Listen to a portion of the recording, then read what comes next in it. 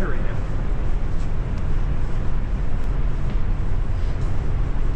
Party time! Excellent!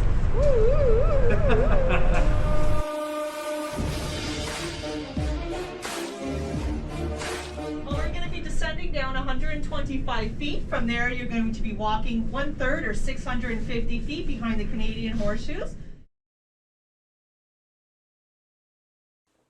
Hello and welcome to Niagara Falls, Canada.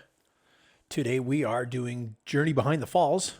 What makes this trip a little more interesting today is the fact that we were here in the middle of a blizzard in February and there's nobody in town.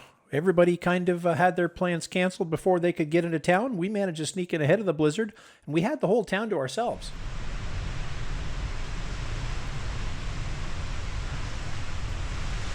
We make the 600-foot walk down to the far portal from the elevator.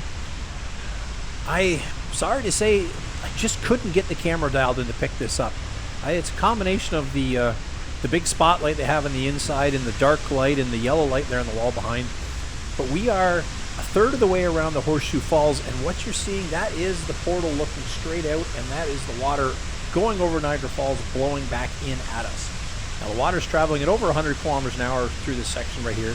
And it has formed some basic ice around the portal entrance, as you can tell there.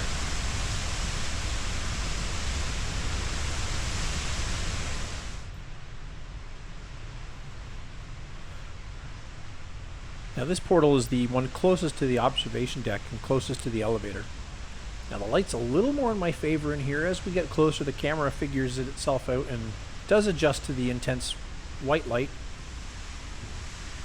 And as you can see, this one is plug solid. Now that ice, they tell us, is somewhere between 6 feet thick at the top and about 15 feet thick here at the bottom as it stretches almost to our feet.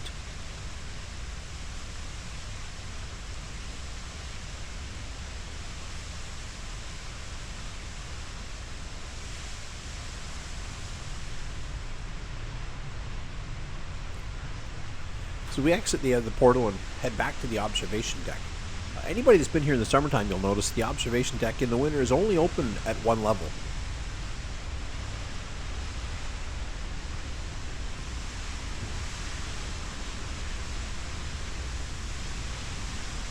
You can see the handrails up here. That's where the stairs that go down to the lower section. They close that off in the winter, and you'll soon find out why. As you can see, that was the lower viewing platform down there. There's no way you could safely get down there this time of year.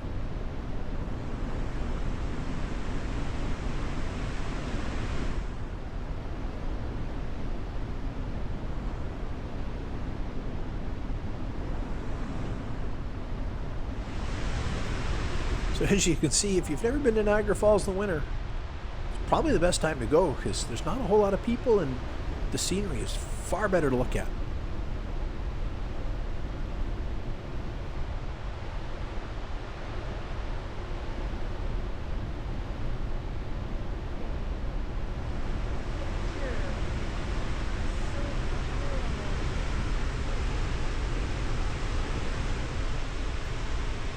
Right there behind those icicles hanging, we'll try and zoom in a little bit. That's where that portal that's frozen over completely is. As you can tell by the mist and the water kicking back, it's pretty clear why it's frozen.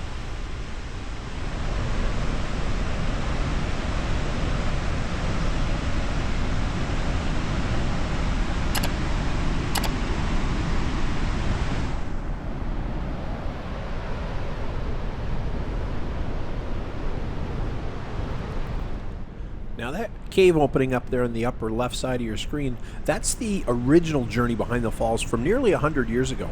Back then, it wasn't nice concrete lined tunnels the way it is, and you used to walk right down to the river's edge.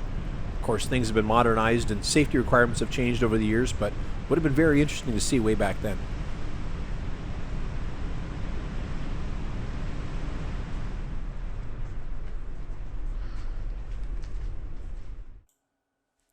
So we make our way back out. We'll take a quick little stop here. This is that old tunnel I was speaking of. This is, it's not been maintained, of course, over the years, but this is the original Journey Behind the Falls tunnel. There's the picture up there, the cave opening I was talking about. It looked like an old mine shaft. It was just literally cut through the rock, some old cedar timbers put in place, and that's what Journey Behind the Falls used to be nearly 100 years ago.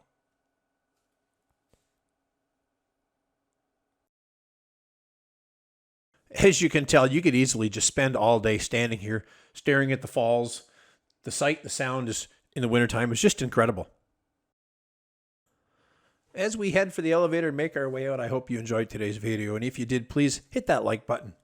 And if you want to see some more videos of nature like this, please go ahead and hit that subscribe button. We spent a week on an Alaska cruise back in May, and I've got some amazing video up on glaciers and some of the wildlife in Alaska that it'll take your breath right away. And until then, thanks for watching.